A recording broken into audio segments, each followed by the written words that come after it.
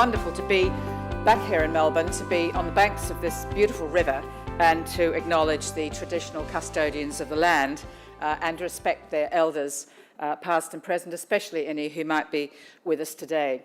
Well, I was, of course, really pleased indeed to be invited by Catherine to be part of your discussions about the role of philanthropy in protecting human rights in Australia.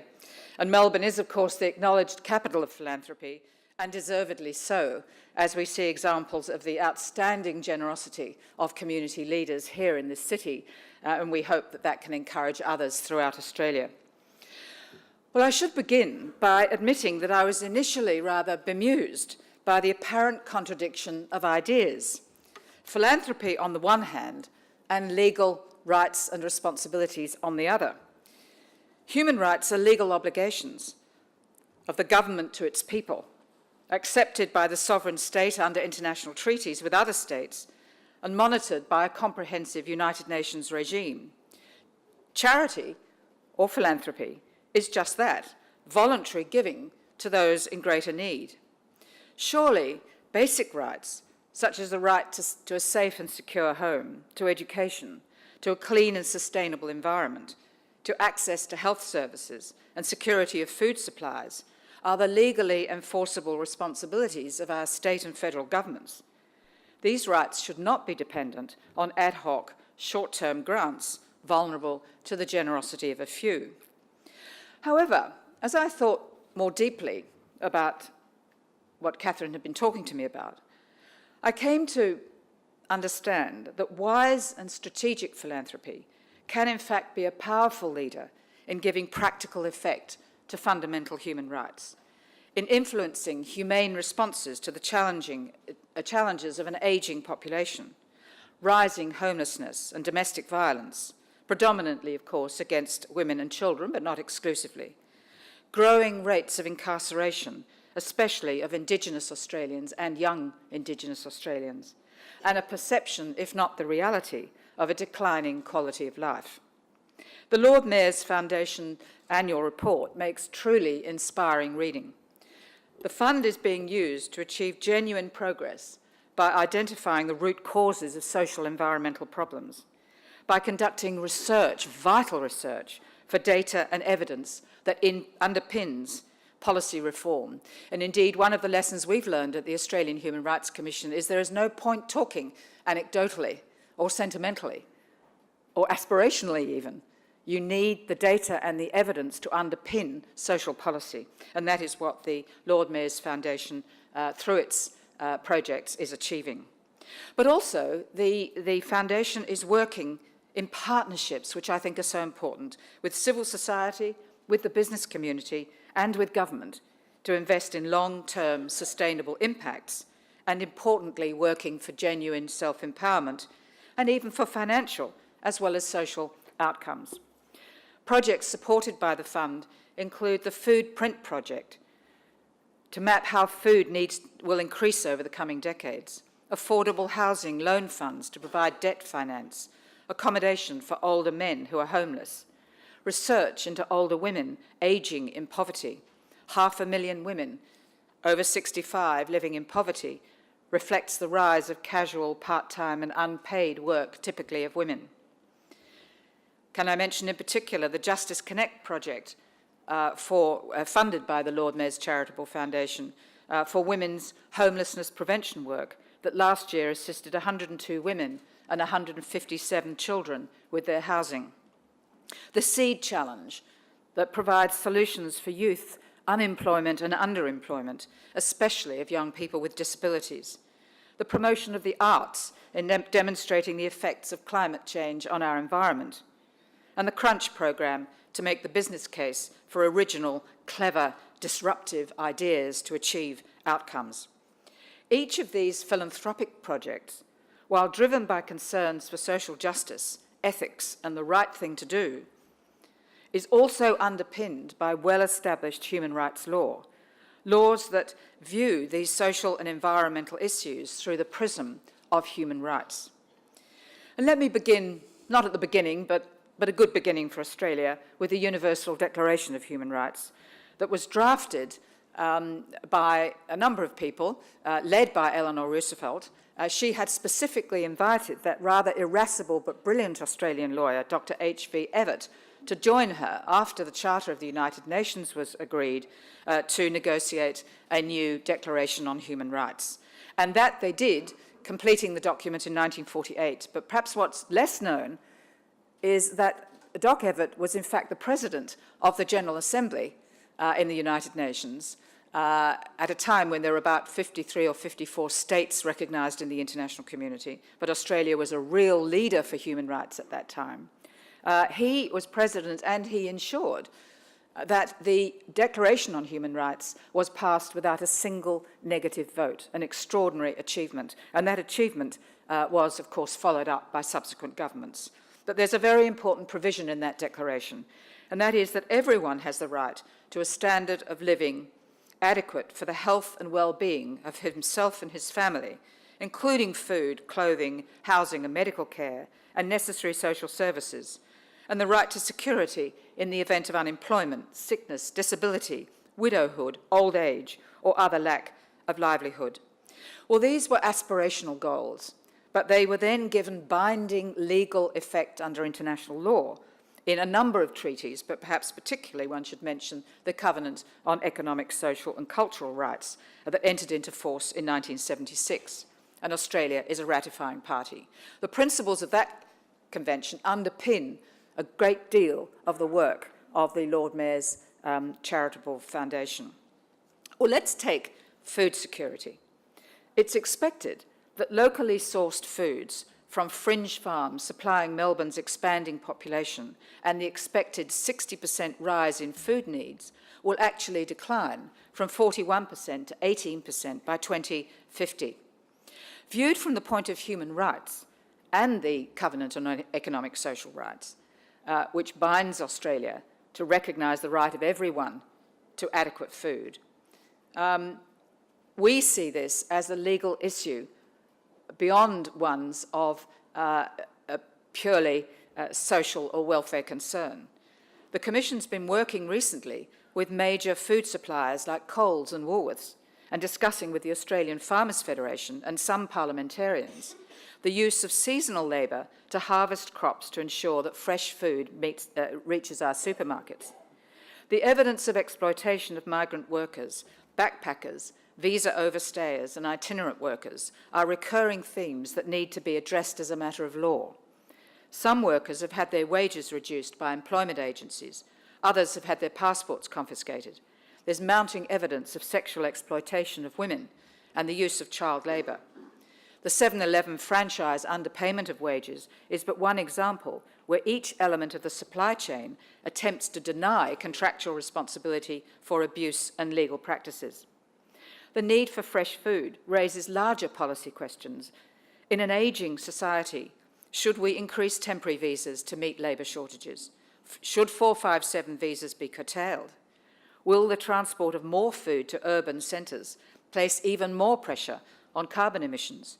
Is it really necessary to fly fresh flowers from Asia for the Australian markets? It's extremely regrettable that the Australian government has failed to ratify the International Convention on the Protection of Migrant Workers and their Families that was adopted 26 years ago. Were Australia to become a party and to implement the treaty in our domestic law, we will be able to consider food security in a way that respects the legal rights of those who grow and harvest and sell that food. The good news, however, is that the Commission is working successfully with the business community to implement the international standards of respect for human rights. And indeed, I think that has been the most encouraging aspect of my work with the Australian Human Rights Commission in the last nearly 4.5 years.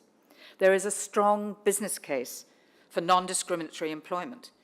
If employers could set aside their stereotypes to ensure diversity of hiring with those with disabilities and older people, those of different sexual orientation, to give women permanent full-time work rather than confine them to casual part-time positions, to ensure that leadership opportunities and promotion also goes to those of different races and ethnic origins. The evidence is that we will increase shareholder value, but will also promote greater productivity, initiative originality, improved staff morale, and outcomes for the company and economic outcomes generally. Human rights and non-discriminatory policies have also been at the core of the development of United Nations law over the last few years. And some of you may be aware that a year or so ago, the United Nations adopted the Sustainable Development Goals for 2030. These are 17 goals and 169 targets, but they are a plan of action to strengthen global peace through freedom. The linkage that was made as long ago as Doc Evatt and the UN Charter between peace and human rights, peace and freedom. And here we have, for the first time in the development goals, a particular goal, Goal 16, that actually links the importance of the rule of law and the Universal Declaration on Human Rights and equal access to justice as the mechanism for achieving an end to conflict and to eradicating poverty. Now, these are big ideas, they're aspirational ideas that are important, perhaps not very well known in Australia for reasons that I'll explain in a moment.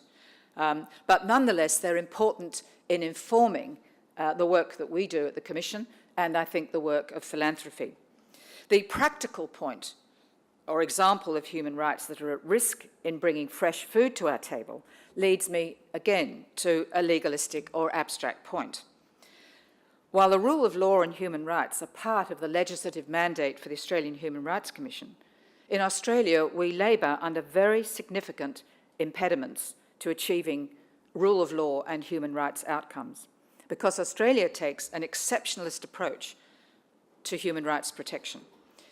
You'll all be aware that we have very few constitutional rights. The Constitution wasn't designed like an aspirational document like the United States, a constitution with its constitutional amendments to protect and entrench rights.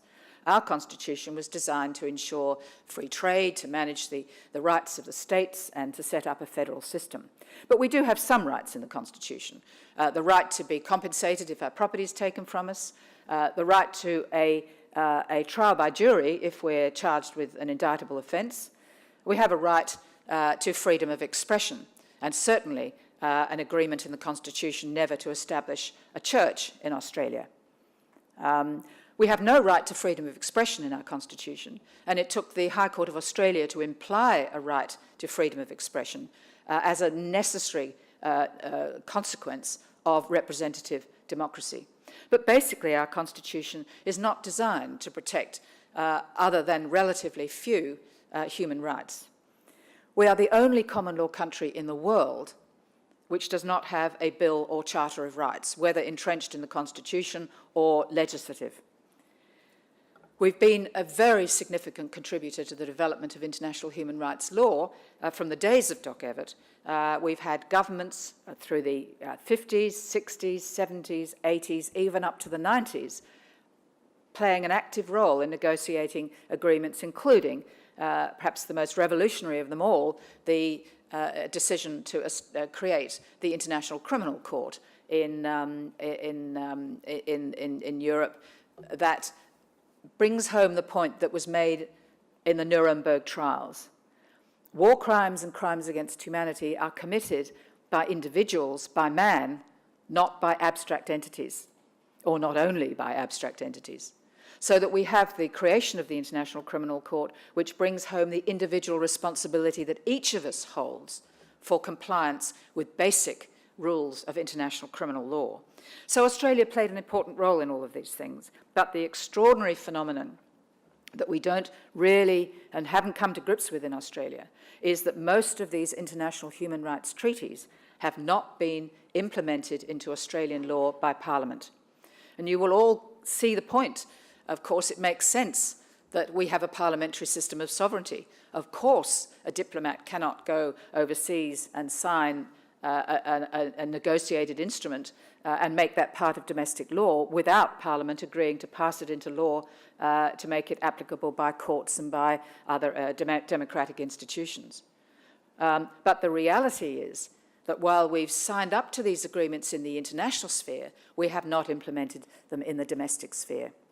And indeed, that was particularly remarked upon by a recent visit by a United Nations rapporteur on the rights of human rights defenders, to say that he came to Australia thinking we would have an impeccable system of protection for human rights and human rights defenders, only to use his language, astonished to see that we do not have, that we say one thing in the international environment and we do another entirely in our domestic legal system. There are some exceptions to what I've just said, and they are 4 very important pieces of legislation. One is the legislation on race, the Race Discrimination Act, which implements the International Convention on the Elimination of Discrimination on the Grounds of Race. We have the Sex Discrimination Act, again reflecting an international treaty. We have a Disability Discrimination Act, which in fact was the leader globally. We had that legislation and helped to introduce the language of that law at the international level, leading to the creation of an international treaty on the subject. And another area where Australia has led is in age discrimination. We have legislation on that subject, but no international treaty. So it's been a very interesting record in which we've taken the lead on some things, but we have mainly failed to give it impact domestically to the key treaties, the International Covenant on Civil and Political Rights, the Convention on the Rights of the Child. Even the Refugee Convention from 1951 has been largely expunged from the Migration Act to allow ministerial discretion to determine, according to his or her view, what they believe is a refugee and when rights to citizenship and visas can be cancelled. Not only that, and compounding the problem, is that we live in a region that does not have a consensus understanding of the rule of law or human rights. There's no regional treaty or court to establish jurisprudence with which we can all agree. Every other region of the world has such a structure. This exceptional position of human rights law in Australia paradoxically makes the role of the Australian Human Rights Commission rather more important in our country than it is in many others. There are about 117 international human rights commissions, like the Australian one, but they often don't have quite the same role in the public arena because they are implementing laws in a context in which there are constitutional provisions and bills of rights and legislation that protects rights, so that the courts have a greater opportunity to implement these fundamental principles. The primary function of the Commission is to monitor compliance with human rights law and anti-discrimination law by government and by the private sector. The Commission is not a court, and among its primary roles are education and advocacy, predominantly for the Commissioners for Discrimination, along with the Commissioners for Children and Aboriginal and Torres Strait Islanders.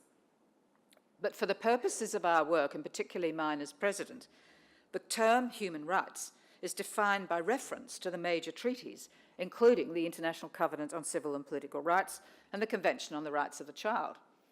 Now, if you've been following what I've been saying, you will know there's an immediate problem, that the very treaties that form the foundation for my mandate are not part of Australian law. So when I speak to a minister or through my representative go to the Federal Courts or High Court of Australia, I will be told courteously that that's all very interesting, but it's not part of Australian law. And that is why, on occasion, there appears to be a disconnect between the work of the Commission and the President and the government of the day on issues like asylum seeker policies and many of these social welfare issues. Now, I do rush to say that about 85% of our work is done below the radar on issues in which we have the full support of every major political party. And I'd mention, if I may, in particular, because it's relevant to your work, the work of Susan Ryan, a remarkable woman. She has been the Age and Disability Commissioner. She was the first woman ever to be appointed to a Labor cabinet. She was then Minister for Education, and she has continued that work into her 70s. She doesn't mind me mentioning it. I think Oscar Wilde says, a woman who'll tell you her age will tell you anything. Well, I'm in the same age bracket, but she is remarkable. She really has been amazing, and what she's done is to produce a very good report on willing to work for age and disability. This kind of work on children, Indigenous issues, on gender, generally doesn't attract much political opprobrium.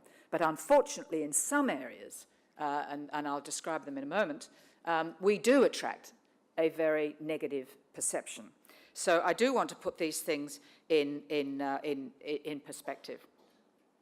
But it's in the absence of coherent human rights law that we have so many of our public discussions on contemporary issues.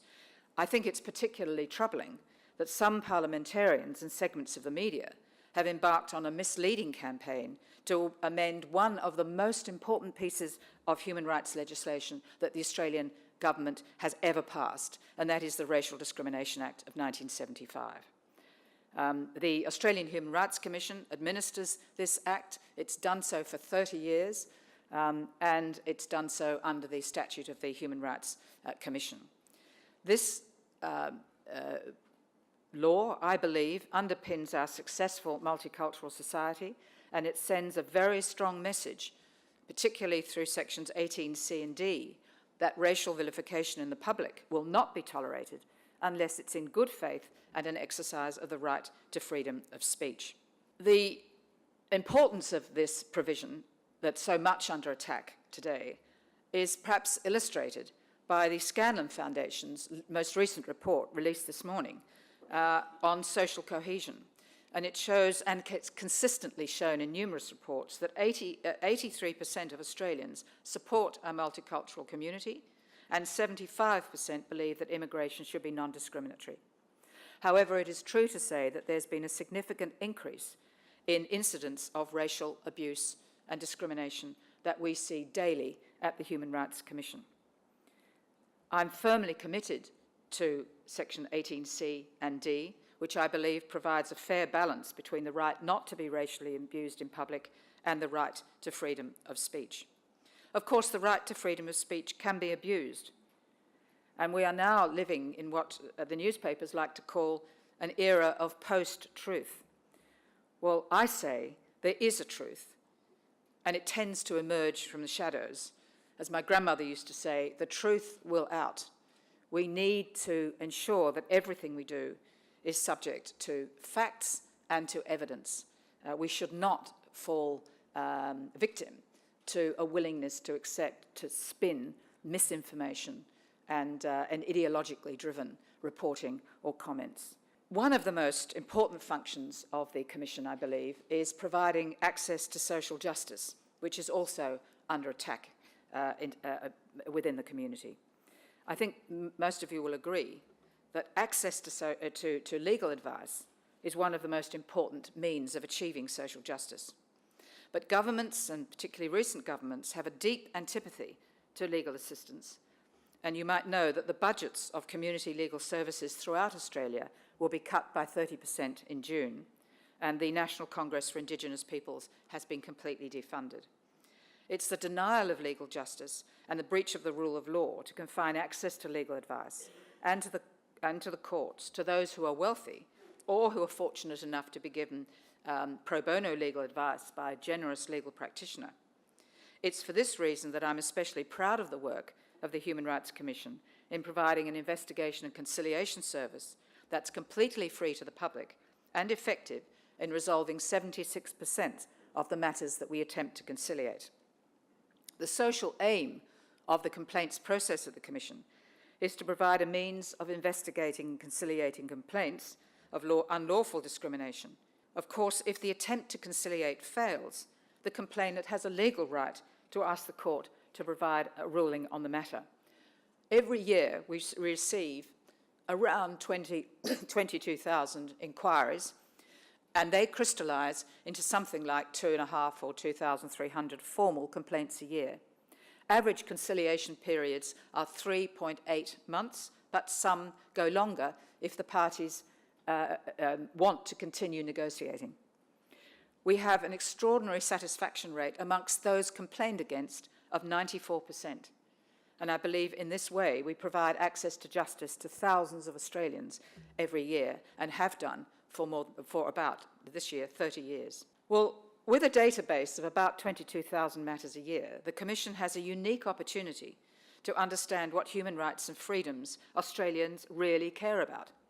In fact, the issues that I'm perhaps known for talking about, along with my colleagues, are issues like the unprecedented and indefinite detention of asylum seeker children and their families, the rising numbers of people with cognitive disabilities, typically Indigenous Australians, who were unfit to stand trial and then held in maximum security prisons for years, the loss of visa and citizenship rights, and rising suicide rates among children. They're what we talk about in the media, or we're asked to talk about a lot in the media, but let us understand what is really worrying most Australians. 2/3 of the complaints that we deal with, of the thousands of complaints that we deal with, 2/3 concern fair access to employment and to the delivery of services.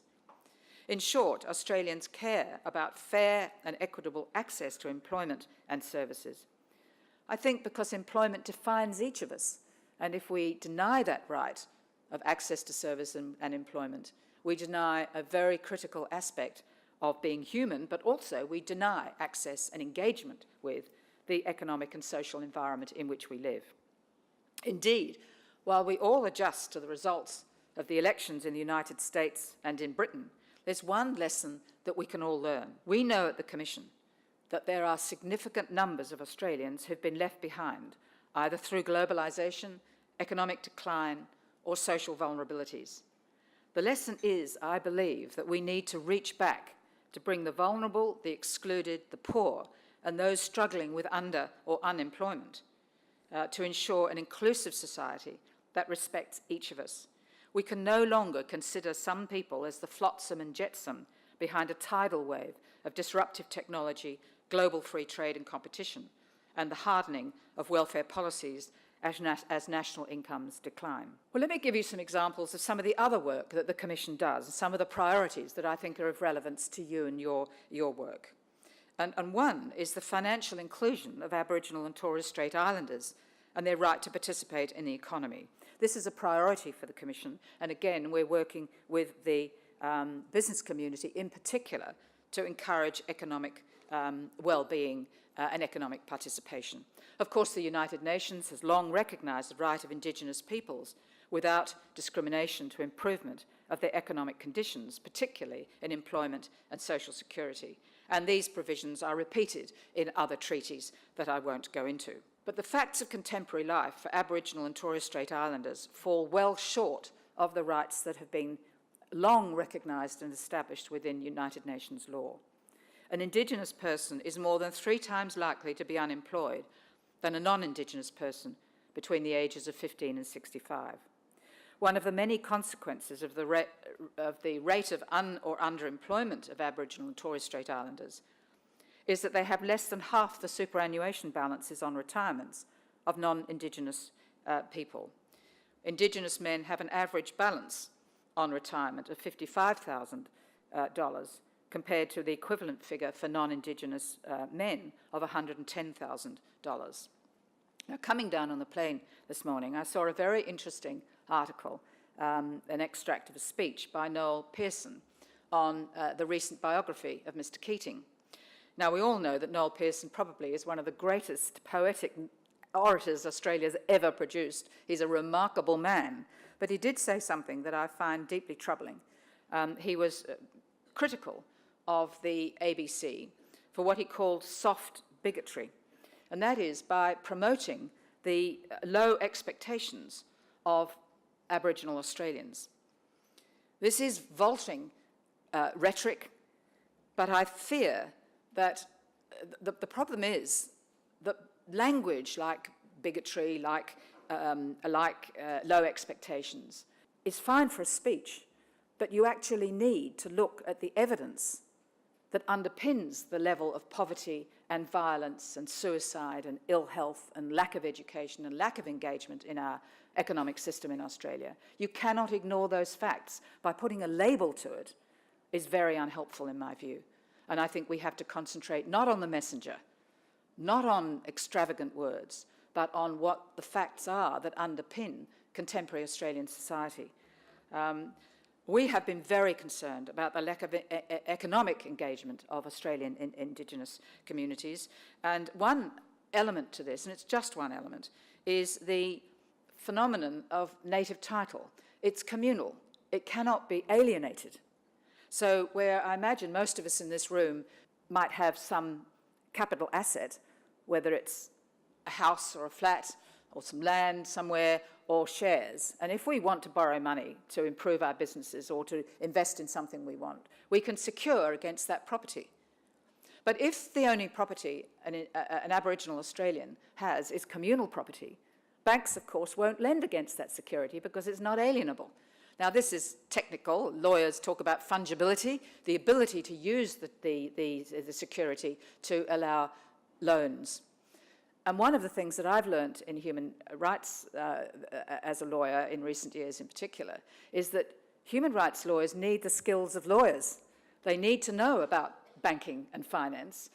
They need to know how to use all the tools of the modern economy in order to achieve the outcomes that we want to achieve. And one of the things that we're working with the banking finance lawyers, with the business community, and of course predominantly with the leaders of Indigenous communities, is to find creative ways of allowing communal property to be some form of security for loans that can enable Indigenous businesses to be developed. Now, this requires a bit of disruptive thinking. We can't always go back to 16th and 17th centuries ideas of property and fungibility. Is it transferable? Is it alienable? We need to think, can you secure against cash flows? Can you create bonds secured against the land, but would, of course, never be resorted to by banks? And what is so exciting for us is that it's the bankers and the finance lawyers and others within the Indigenous community that are now trying to find ways of encouraging that economic participation of Indigenous Australians. So I think it's a project that I hope will start to produce some results over coming years. Well, I've mentioned superannuation. One of the ironies of the superannuation deficit for Indigenous Australians is that the superannuation balance for Aboriginal men on retirement is about the same as it is for non-Indigenous women. That is quite, well, it's shocking for, of course, our Indigenous communities, but it's also shocking for women. When women retire, their superannuation balance is 47% of that of men.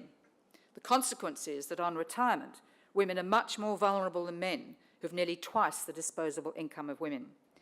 Key drivers for these disparities are the continuing gender pay gap that hovers around 16, 17, 18%, and the fact that 70% of our carers in the community are unpaid women.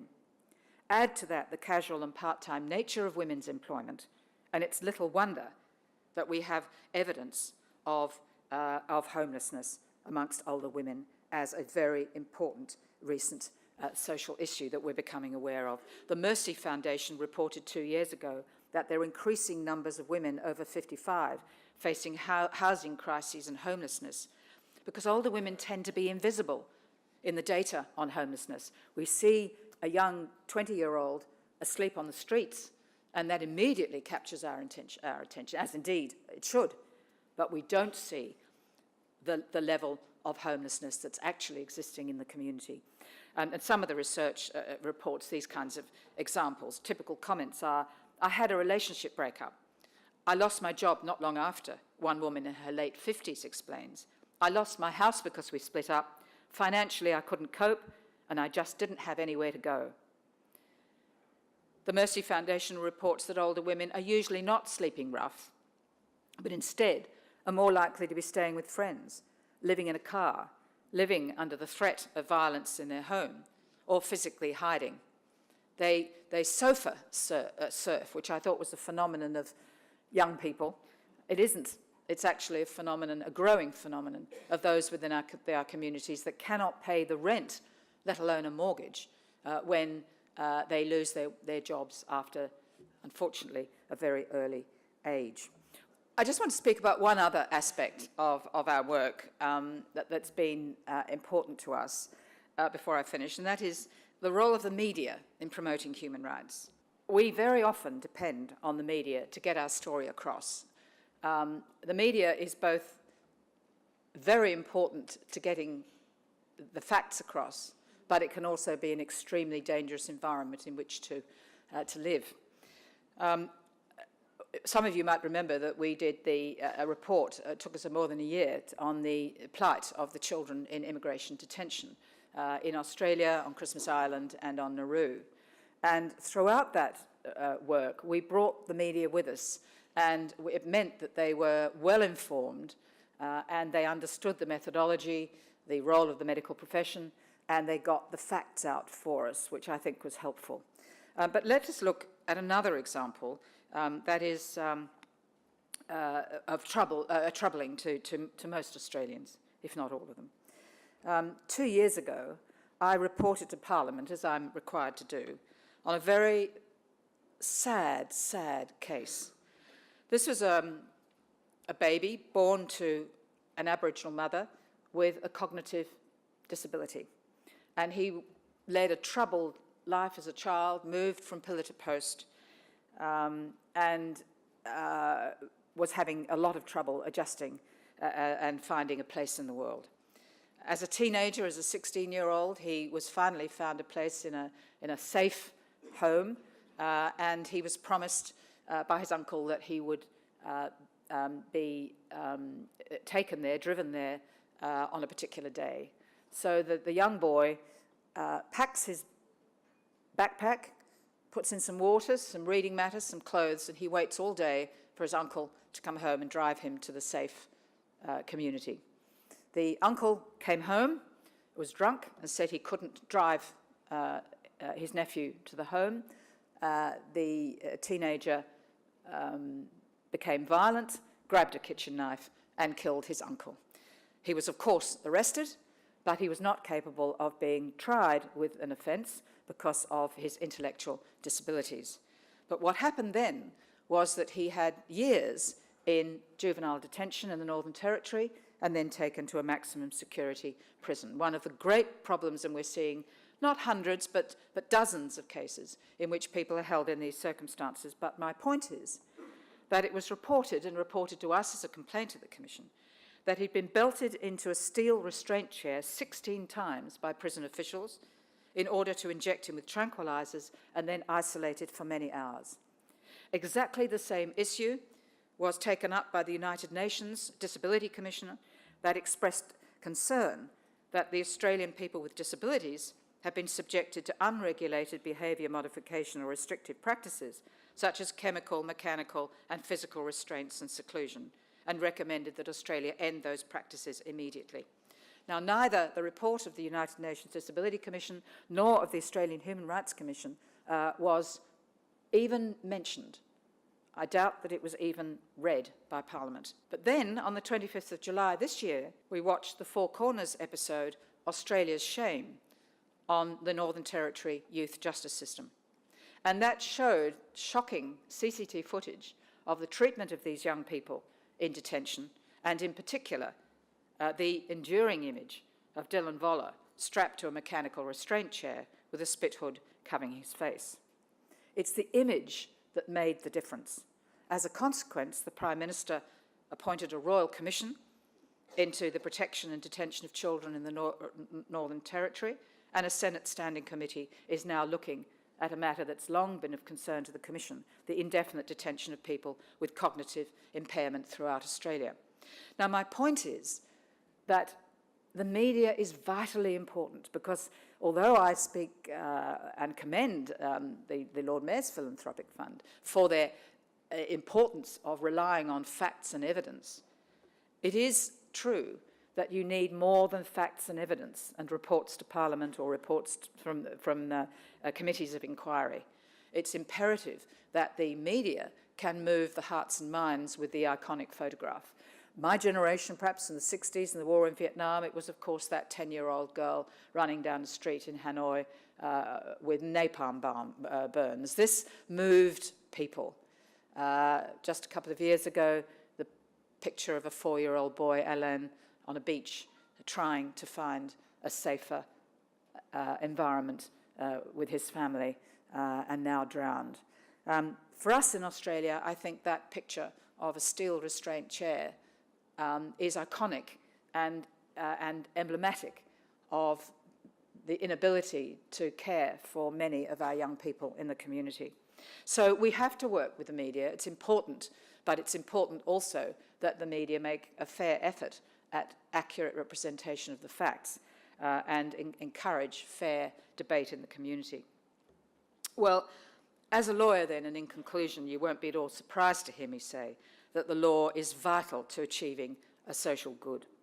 The law provides the scaffolding for a just society, but it cannot be effective without cultural and normative support in the community for legal principles. And that's where philanthropy plays such a vital role. I do not want to enable governments to shirk their legal responsibilities to safeguard human rights and freedoms in Australia. But I do believe that the approach by the Lord Mayor's Foundation to form partnerships with government, with business and civil society, is a sensible way for philanthropists to ensure evidence-based policy reform and to deliver practical outcomes to the most vulnerable in our community. This is a difficult political environment for human rights. Global instability, politicians who use fear to pass extreme laws on terrorism, migration, and the reduction of welfare programs. But now is the time when people need to stand up through the work that you do in philanthropy to ensure that the humane and non-discriminatory principles upon which Australia has been built are maintained for the future. Thank you all very much.